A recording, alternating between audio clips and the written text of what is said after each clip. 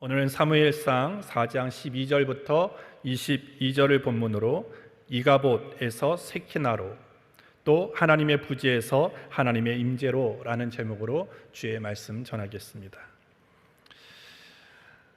구약시대 이스라엘 백성들이 가장 무서워했던 말 중에 하나가 뭐냐면 이가봇이라는 얘기입니다. 이가봇은 오늘 21절, 22절에 나와 있듯이 하나님의 영광이 떠났다, 하나님의 영광이 어디 있는가라고 하는 뜻입니다. 오늘 우리가 함께 읽은 사무엘상 4장은 어떻게 해서 이스라엘 가운데 임재하시고 늘 함께 하셨던 하나님의 영광이 떠났는가에 대한 이야기가 기록되어 있습니다. 사무엘상 1장부터 3장에서는 하나님께서 엘리 집안을 향해 내린 심판과 저주가 실제로 사무엘상 4장에서 역사 속에서 어떻게 성취되어 있는지를 4장은 오늘 생생하게 보여주고 있습니다.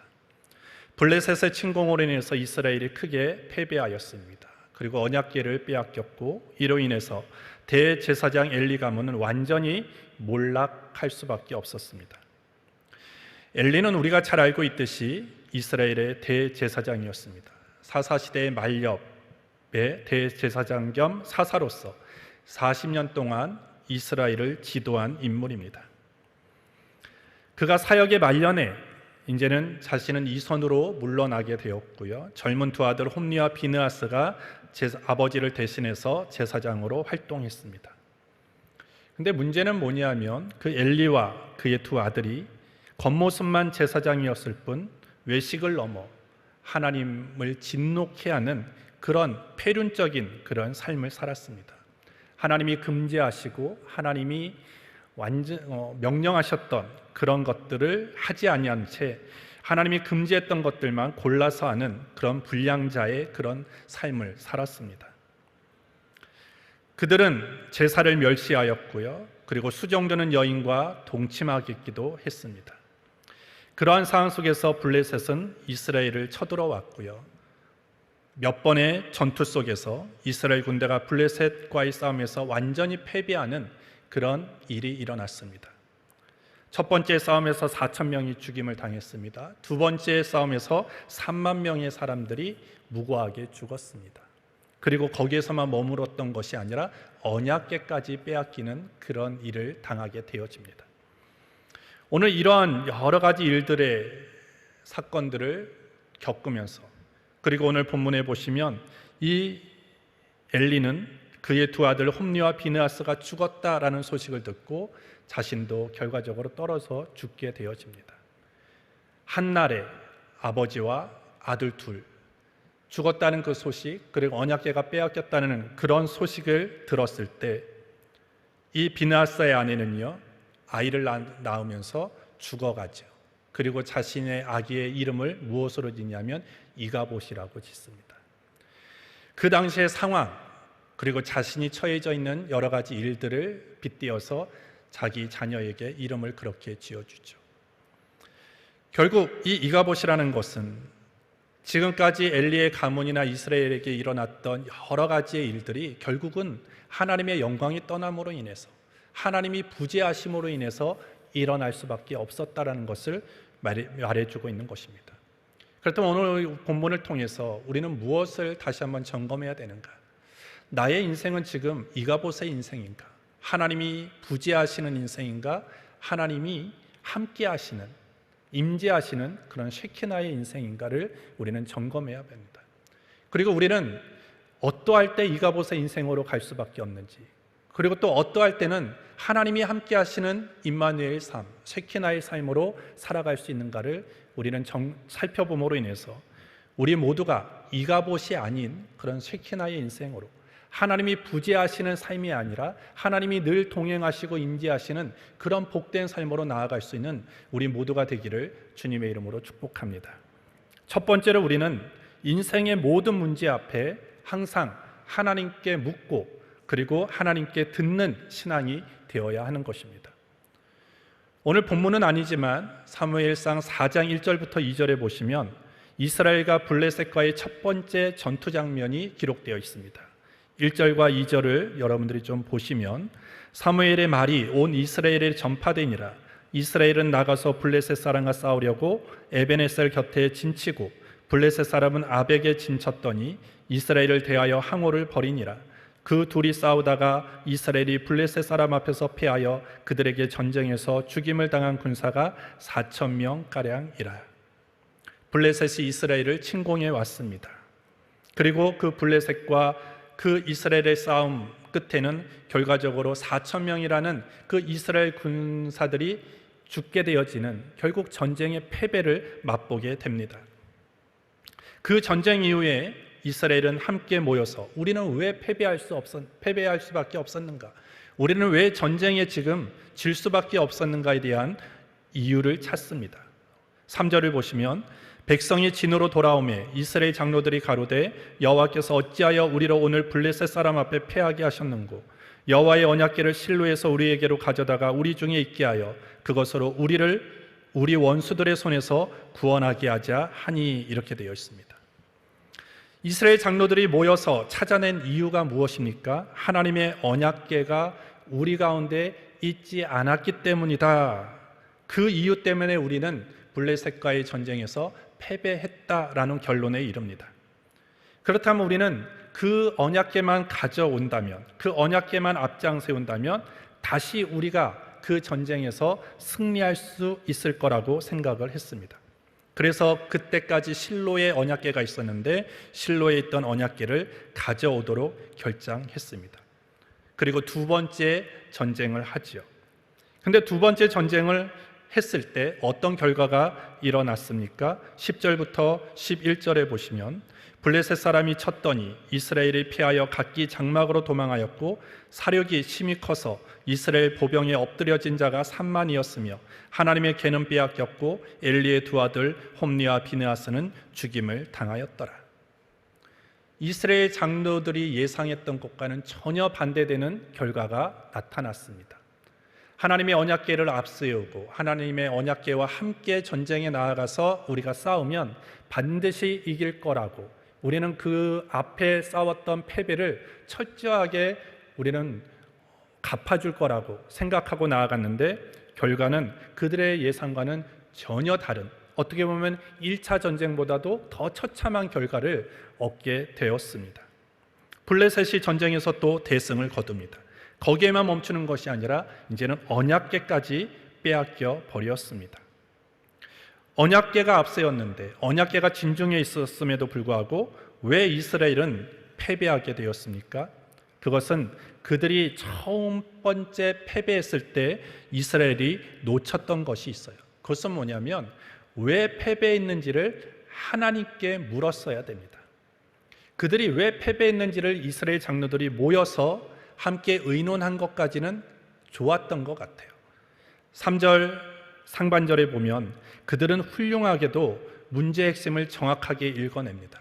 뭐라고 되어 있냐면 백성이 진으로 돌아오매 이스라엘 장로들이 가로되 여호와께서 어찌하여 우리로 오늘 블레셋 사람 앞에 패하게 하셨는고.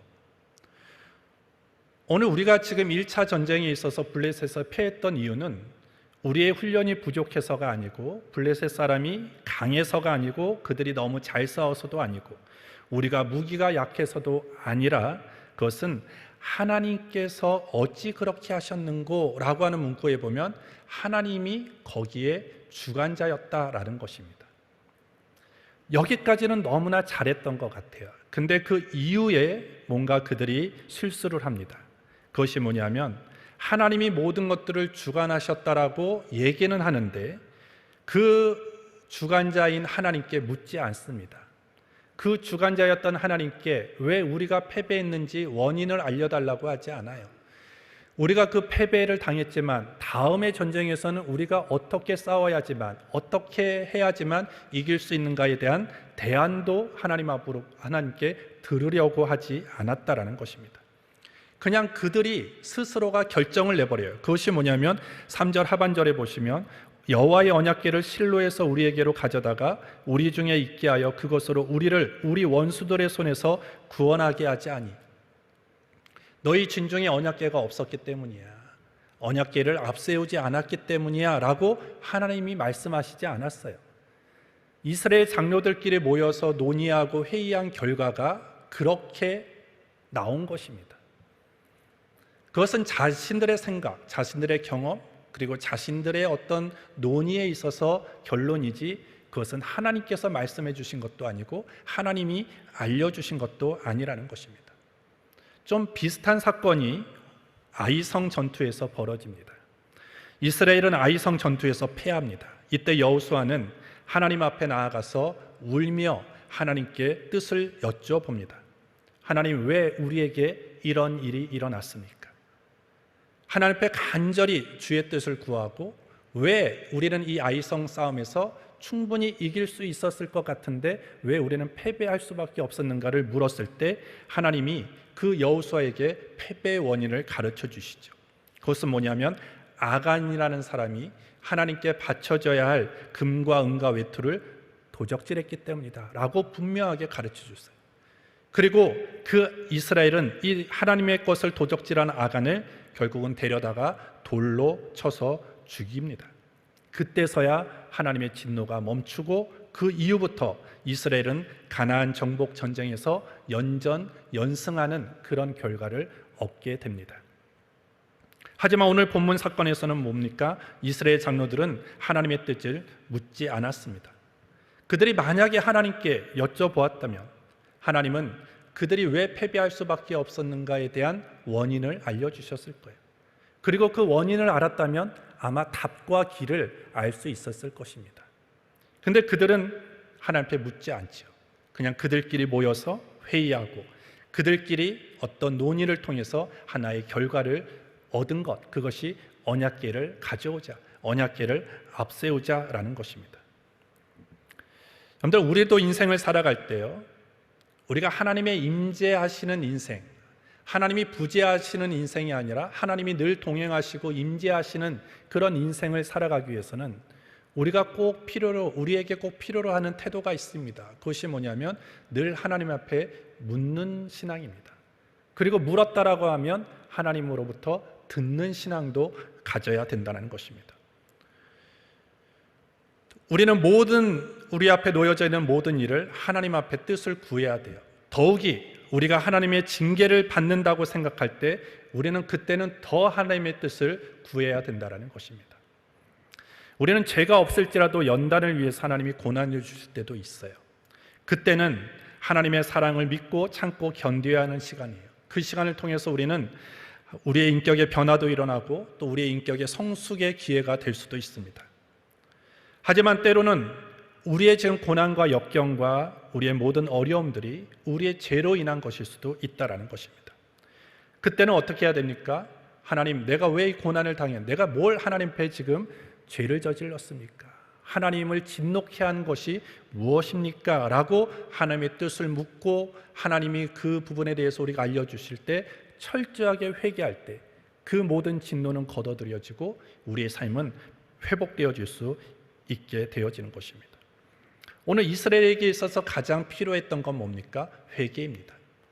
여러분들 사무엘상 1장부터 3장에 보시면 하나님은 계속적으로 엘리 제사장에게 알려주세요. 그 가문이 무엇을 잘못하고 있는지, 지금 이스라엘이 무엇을 놓치고 있는지를 계속 가르쳐 주는데 그들이 그것을 듣지 않습니다. 그리고 결국은 하나님께서 블레셋을 통해서 이스라엘을 심판하신 것이죠. 그러면 이 상황 속에서 이스라엘이 가장 해야 됐던 건 뭡니까? 하나님의 뜻을 구하고 하나님 앞에 회개하는 것이었는데 그들은 하나님께 묻지 않았기 때문에, 그리고 들으려고 하지 않았기 때문에 문제가 뭔지도 모르고 원인이 뭔지도 모르고 무엇 때문에 패배했는지도 모르고 그렇게 그냥 패배의 그런 연속을 당할 수밖에 없었다는 것입니다. 오늘 우리도 이런 우를 범하지 않는가를 점검해야 돼요. 내가 어떤 회사에 뭔가 지원서를 넣을 때, 내가 가고 싶은 대학에 원서를 넣을 때, 아니면 누구를 만나서 내가 결혼을 하고 싶을 때, 내가 무언가를 사업을 하고 싶을 때, 내가 그때 우리가 무엇을 해야 됩니까? 그것은 내 경험과 내 지식과 다른 사람에게 물어보는 것이 아니라 먼저 하나님의 뜻을 물어봐야 되는 것입니다. 뭐 이것쯤이야, 뭐 이런 사소한 일도 내가 하나님 앞에 물어야 돼? 이 정도의 성적이 되면 이 정도 학교 가는 건 맞고, 내가 이 정도의 스펙을 쌓았으면 이 정도의 회사는 내가 지원하는 게 당연하지, 뭘 이런 것까지도 시시하게 하나님 앞에 물어야 돼 라고 하는 태도가 우리의 태도라는 것입니다. 하지만 오늘 하나님은 그런 사소로운 것까지도, 우리의 생각 속에 아주 시시한 것까지도 하나님 앞에 묻기를 원하신다라는 것입니다. 오늘 우리가 철저하게 하나님 앞에 묻는 신앙이 되어야 되는 것입니다. 근데 대부분의 사람들은 하나님께 묻지 않죠. 문제가 생겼을 때 하나님께 묻지 않고 누구에게 묻습니까? 사람에게 묻습니다. 사람을 찾아다닙니다. 사람에게 하소연합니다. 사람에게 내 고민을 털어놓습니다. 그러나 하나님 앞에서 내 자신의 실패를 묻지 않으면, 하나님 앞에서 내 앞으로의 장래를 묻지 않으면, 하나님 앞에 내 인생에 대해서 묻지 않으면 결코 그 인생과 그 문제는 해결될 수 없다라는 것입니다. 왜냐하면 사람 앞에 묻고 사람에게 뭔가 조언을 얻는 것도 지혜로울 수 있습니다. 하지만 왜 그것이 불완전하느냐? 사람의 눈으로 보는 것, 사람의 지혜로 판단하는 것은 불완전하기 때문이에요.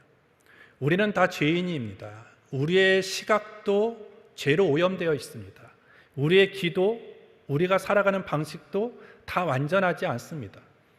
근데 우리의 시각과 우리의 기와 우리의 모든 것들이 다 오염되어 있는데 그것으로 뭔가를 판단한다, 판단해서 뭔가 최상의 결과를 돌출해낸다, 불가능하다는 것입니다.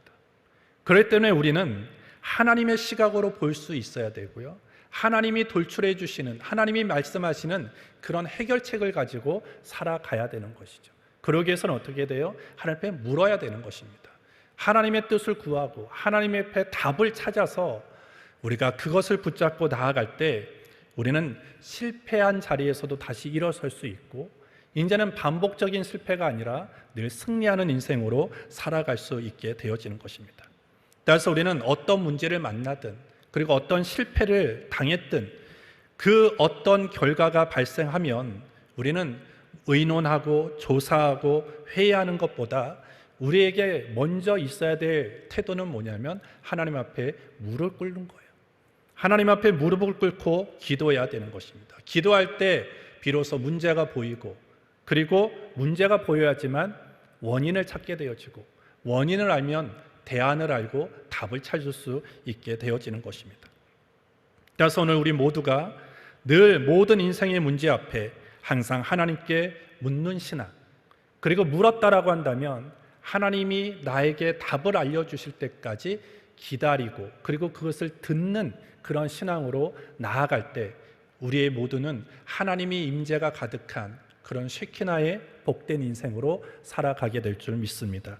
두 번째로, 우리는 세상에서 승리의 삶을 살아갈 수 있는 것은 나의 외적인 조건이 아니라 하나님 앞에서의 바른 믿음, 그리고 하나님과의 바른 관계에 달려 있습니다.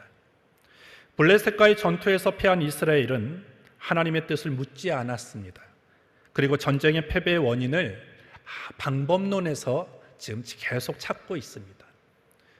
우리는 언약궤가 없었구나, 언약궤를 앞세우지 않았구나 라고 하는 그 방법론에서 문제를 해결하려고 했다라는 것입니다. 표면적으로 보면 그들이 좀 괜찮은 것 같아요. 하나님의 언약궤를 찾는구나. 그런데 그 이면을 보면 그렇지 않죠. 그들은 하나님의 언약궤를 어떤 것으로 이용하려고 했냐면 자신들의 승리를 위한 수단과 도구로만 생각했을 뿐이에요. 그 언약궤가 앞서 나갔던, 그들이 왜 언약궤를 생각해낼 수밖에 없었느냐? 그들이 요단강의 사건을 알아요. 이스라엘 백성이 요단강을 건널 때 뭘 앞세웁니까? 언약궤를 앞세워요.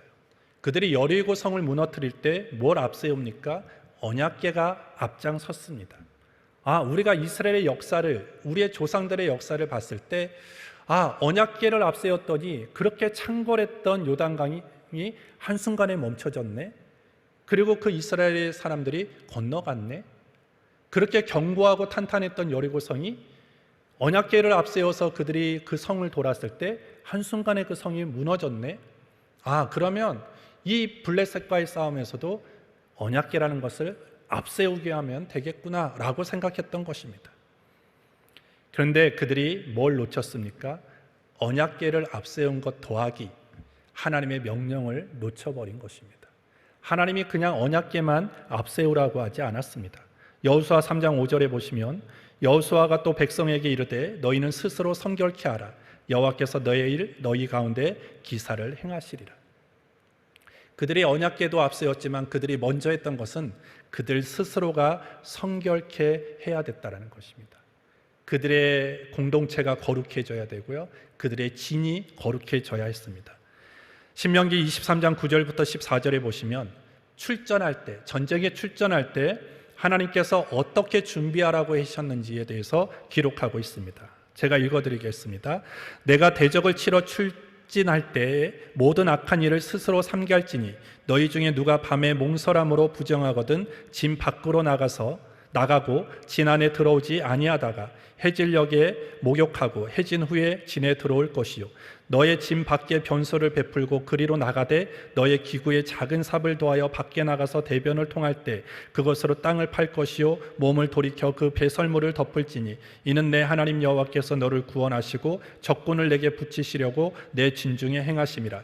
그러므로 내 진을 거룩히 하라. 그리하면 내게서 부탐한 것을 보이지 않으므로 너를 떠나지 아니하시리라. 이렇게 되어 있습니다. 너희가 진을 거룩하면 내가 너희를 떠나지 않겠다라는 것입니다. 하지만 너희가 거룩하게 하지 않으면 나는 떠나겠다라고 하고 말씀하시는 것이죠. 결국 전쟁에서 승리하기 위해서는 언약궤를 앞세우는 것보다도 더 중요한 게 뭐냐면 하나님이 명령하신 것들을 지켜 행하는 것입니다. 거룩하게 하라고 하면 거룩하게 해야 되는 것이죠. 깨끗하게 하라고 하면 깨끗하게 하는 것입니다. 그것을 준비하고 언약궤를 앞세우고 나갈 때 요단강을 건널 수 있었고 여리고성을 무너뜨릴 수 있었다라는 것입니다. 그런데 지금 이스라엘의 장로들은 요단강을 건널 때 사건만 기억하는 것입니다. 그냥 그림만 생각하는 거예요. 뭘 놓쳐요? 뭘 기억하지 못합니까? 하나님의 명령을 기억하지 못하는 것입니다. 홈리와 비느하스는 앞서 말씀드렸듯이 수많은 행악을 저질렀습니다. 만약에 블레셋과의 싸움에서 승리를 얻기 위해서는 그 홈리와 비느하스가 행했던 그 악에 대해서 철저한 회개가 있었어야 돼요. 그리고 돌이킴이 있어야 되고 거기에 대한 징벌이 있었어야 됩니다. 그런데 그들은 아무것도 하지 않았어요. 그리고 그냥 전쟁에 나아갔던 것입니다. 결과적으로 패배할 수밖에 없는 것이죠. 왜? 하나님이 임재하지 않은 전쟁이기 때문이에요. 하나님이 부재했던 전쟁이었기 때문에 그들은 패배할 수밖에 없었던 것입니다. 그러면 언약궤를 가지고 왔음에도 왜 졌습니까? 여러분들 언약궤 안에 뭐가 들어가 있습니까? 십계명에 2 돌판이 들어가 있습니다. 그리고 아론의 쌍난 지팡이가 들어가 있습니다. 만나의 항아리가 있습니다. 오늘 거기에 그것이 들어있는데 그것만 가지고 간다고 승리가 되겠습니까? 십계명에 2 돌판이 있다는 것은 뭘 뜻해요? 너희가 하나님의 계명을 지키라는 것입니다. 그것이 그냥 들어있다는 것만으로 승리가 보장되는 것이 아니라 십계명, 하나님이 가장 핵심적이고 중요하게 여겼던 그 명령 따라 행하라는 것이었어요. 아론의 쌍난 지팡이가 들어있으면 뭐합니까? 지도자에게 순종하지 않는데, 우리의 인생의 지도자인 하나님의 말씀에 순종하지 않는데 그 지팡이만 들어가 있다고 거기에 능력이 나타나겠습니까? 만나가 담겨져 있는 항아리가 있다고 그것이 뭔가를 이루겠습니까? 하나님의 말씀에 순종함이 있어야 되는 것입니다. 오늘 우리도 이렇게 미신적인 믿음의 생활을 할 때가 많죠.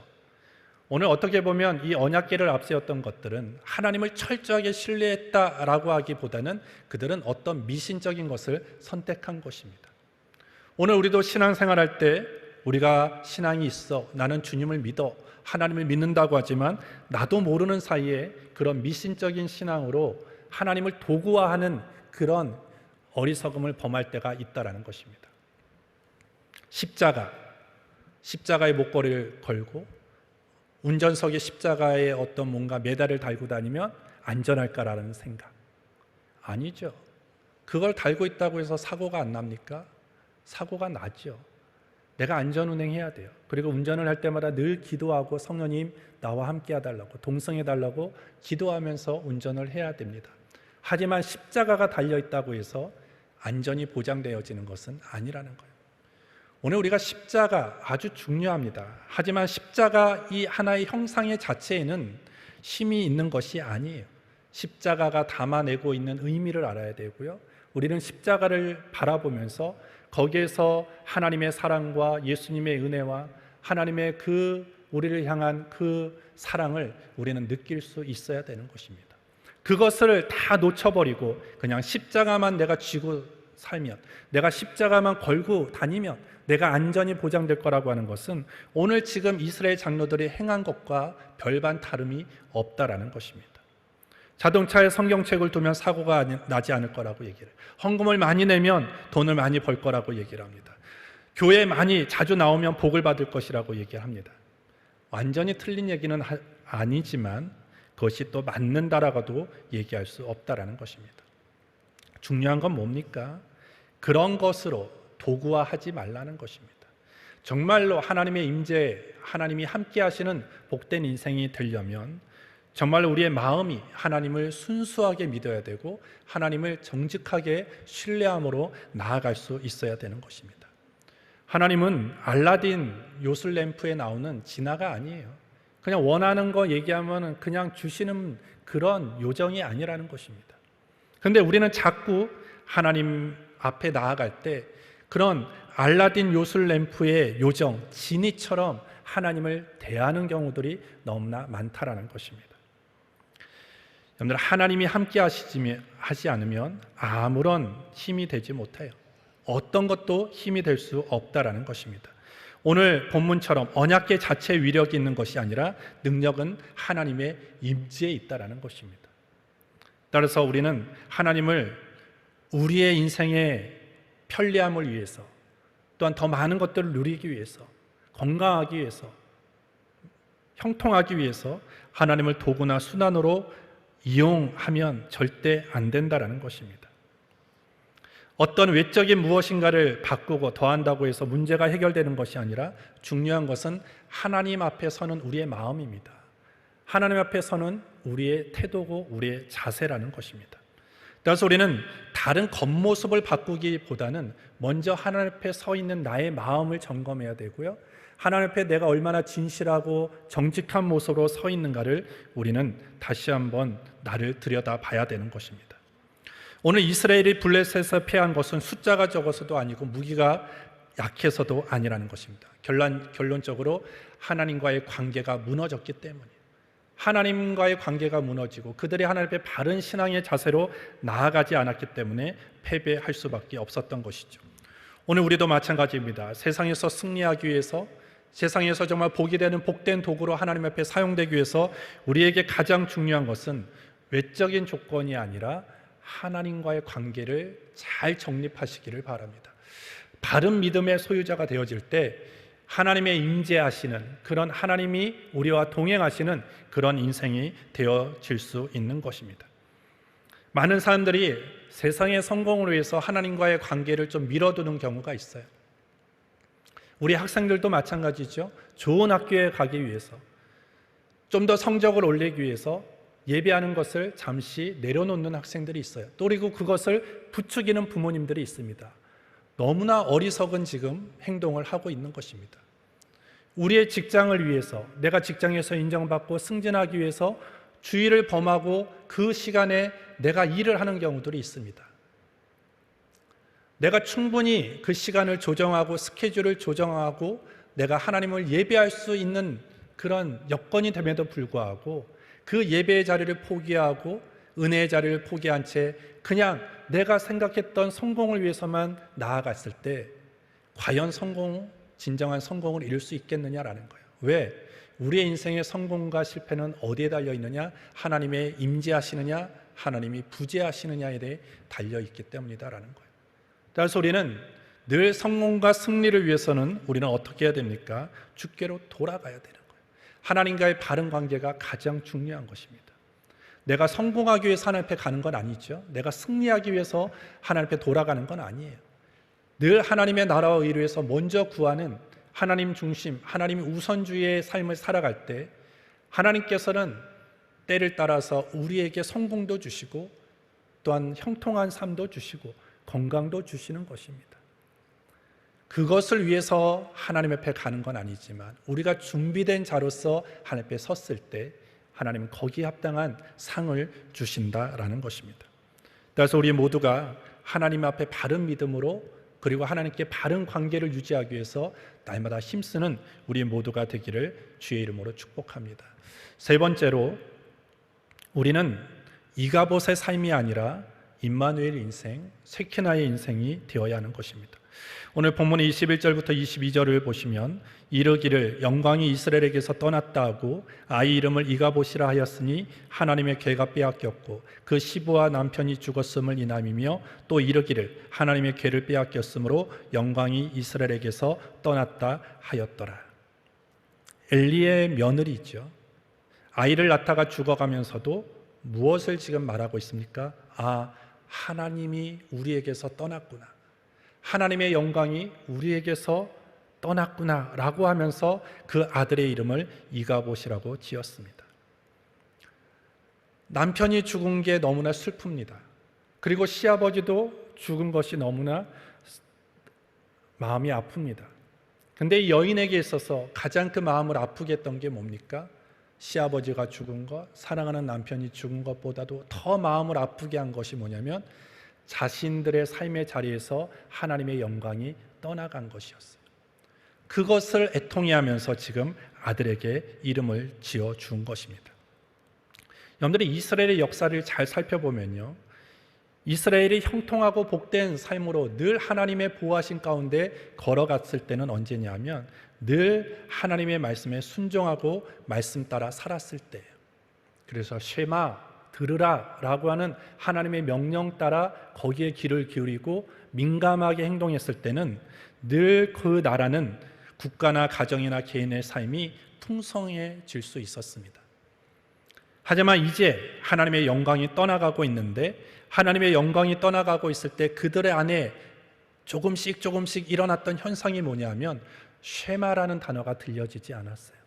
하나님의 말씀이 희미해졌고요, 하나님의 말씀이 작아졌고요, 하나님의 말씀을 들으려고 하는 시도조차도 하지 않았기 때문입니다. 결국 이 엘리의 마지막 시대는 하나님의 말씀이 희귀한 시대가 되어버렸습니다.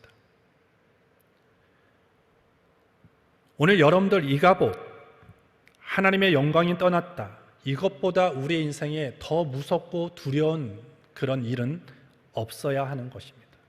근데 사람들은 이것을 너무 가볍게 여겨요.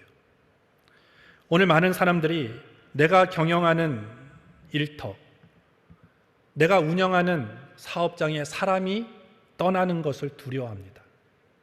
지난달은 손님들이 100명이 왔는데 올해는 20명밖에 안 왔네. 이번 달은 그거에 대해서 두려워합니다. 오늘은 주문이 어저께는 100통이 왔는데 오늘은 30통뿐이 안 왔네.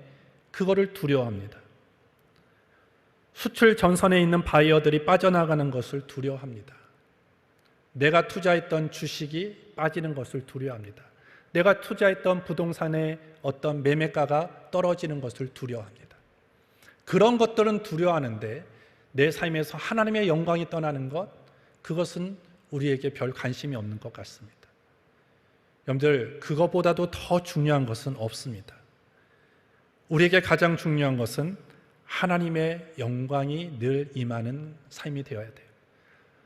주님이 늘 함께 하시는 임마누엘의 삶이 가장 중요한 것입니다. 왜? 하나님의 영광이 떠나면 하나님은 내 인생에 더 이상 관여하지 않기 때문이에요.